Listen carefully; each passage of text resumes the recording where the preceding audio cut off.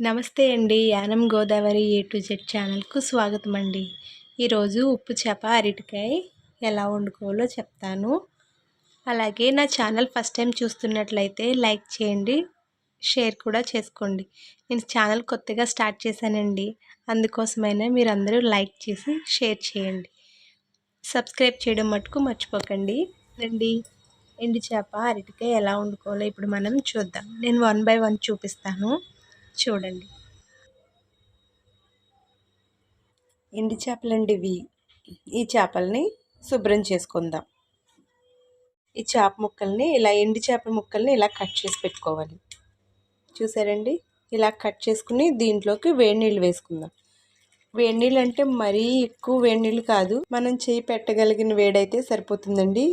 ఇలా పెట్టుకుంటే ఇవి నానుతాయి, దీనిపైన స్కిన్ అంతా మెత్తబడుతుంది అన్నమాట. ఈ పులుసు ఇది ఉంటుంది కదండి, ఇదంతా మెత్తబడుతుంది. కొంచెం మెత్తబడే వరకు పక్కన పెట్టుకుందాం, తర్వాత మళ్ళీ చూపిస్తాను. కూరకు కావాల్సిన 2 అరటికాయలు కట్ చేసి పెట్టుకున్న, ఒక ఉల్లిపాయ, కొత్తిమీర, కరివేపాకు, పచ్చిమిరపకాయలు. కూరకి సరిపడా కొంచెం చింతపండుని తీసుకుని నానబెట్టుకుందాం. చింతపండుని ముందుగా ఇలా నలుపుకుని నానబెట్టుకుంటే పులుసు బాగా వస్తుందండి. ముందుగా తొక్క తీసి కట్ చేసి పెట్టుకున్న అరటికాయ ముక్కలండి, ఇలా పొడవుగా కట్ చేసుకోవాలి. ఎండు చేపల్లోకి పొడవుగా కట్ చేసుకుంటే చాలా బాగుంటుంది. అలాగే ఇది బియ్యం కడిగిన నీళ్ళండి. బియ్యం కడిగిన నీటిలో ఈ ముక్కల్ని నానబెట్టుకోవాలి. మనం కూరలో వేసేంత వరకు ఈ నీటిలోనే పెట్టుకోవాలి, ఎందుకంటే ఇది నల్లబడిపోద్ది. ఇలా ప్లేట్లో పెట్టుకున్నామంటే అరటి ముక్కలన్నీ కూడా నల్లబడిపోతే చూడడానికి చిరాకుగా ఉంటుంది. అందుకనేసి బియ్యం నీటిలోనే పెట్టుకొని ఉంచుకోవాలి. ఇవి ఇలా పక్కన పెట్టేసుకుందాం. ఇప్పుడు ఆ చేప ముక్కల్ని ఎలా క్లీన్ చేసుకోవాలో చూపిస్తాను. ఈ చేప ముక్కల్ని ఇలా క్లీన్ చేసుకోవాలండి. ఇదంతా చూపించిన విధంగా శుభ్రం చేసుకోవాలి. చూసారండి, వేడి నీటిలో వేసుకుని క్లీన్ చేసుకుంటే ఇంత బాగా శుభ్రం అయిపోద్ది అన్నమాట. ఈ చేప పైన పులుసు ఏమైనా ఉంటే అది కూడా పోతుంది. వేడి నీళ్ళు తర్వాత ఒక 4-5 సార్లు చన్నీళ్ళతో కడిగేసుకున్నా సరిపోతుంది. వీటిని ఇలా పక్కన పెట్టుకుందాం. స్టవ్ ఆన్ చేసుకుని ప్యాన్ పెట్టుకుని 2 గరిటెల ఆయిల్ వేసుకోవాలి. కట్ చేసి పెట్టుకున్న ఉల్లిపాయలు, అరటికాయ ముక్కలు, చేప ముక్కలు వేసేసుకుని 2 గరిటెలు కారం వేసుకోవాలి.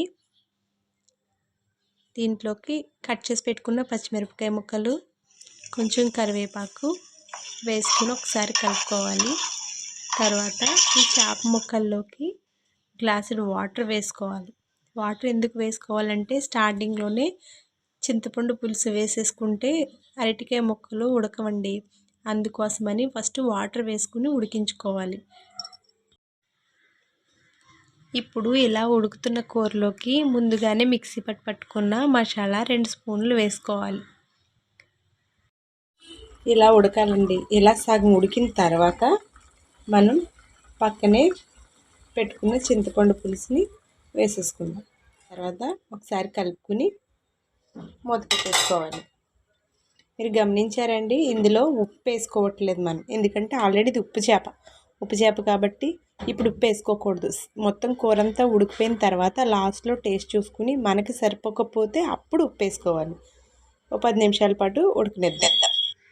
కూర దగ్గర పడిపోయింది కదండి, కట్ చేసుకున్న కొత్తిమీరని వేసుకుని ఒకసారి ఉప్పు సరిపోయిందో లేదో చూసుకోవాలి. నాకైతే ఉప్పు సరిపోలేదండి, అందుకని సాల్ట్ వేసుకుంటున్నాను.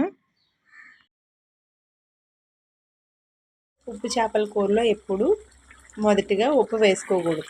ఇంతేనండి, మన కూర అయిపోయింది. స్టవ్ ఆఫ్ చేసేసుకుందాం. ఇంతేనండి మన ఉప్పు చేప అరటికాయ కూర. అరటికాయ కూడా చాలా బాగా ఉడికిపోయి ఉంటుంది మెత్తగా. చూడండి.